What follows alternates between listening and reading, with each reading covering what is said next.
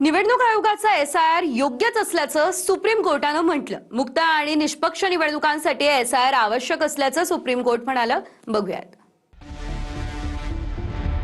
बिहार निवडणुकीपूर्वीची मतदार यादीची एसआयआर प्रक्रिया कायदेशीर आणि घटनात्मक असल्याचं सुप्रीम कोर्टानं म्हटलंय।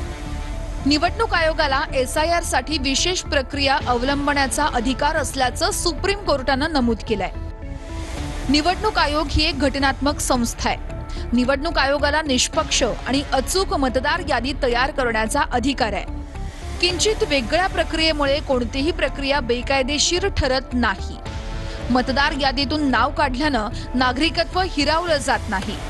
नागरिकत्व निश्चित करणं हे निवडणूक आयोगाचं काम नाहीये। एसआयआर हा लोकप्रतिनिधित्व कायदा आणि संबंधित नियमांच्या विरुद्ध नाहीये। एसआयआरचा अर्थ मतदार यादी दुरुस्ती करणे आहे। एसआयआर मध्ये प्रत्येक घरात जाऊन विचारपूस करून डुप्लिकेट मतदार वगळण्यात येतात। BLO अर्थातच बूथ लेवल ऑफिसर घरी येऊन तुम्ही तिथेच राहता की नाही याची खात्री करतात। काही बदल करायचा असल्यास आवश्यक फॉर्म भरून घेतात। मृत व्यक्तींची किंवा स्थलांतरित झालेल्यांची नावं यादीतून वगळली जातात। 18 वर्ष पूर्ण झालेल्या नवीन तरुणांची नावं मतदार यादीमध्ये समाविष्ट केली जातात।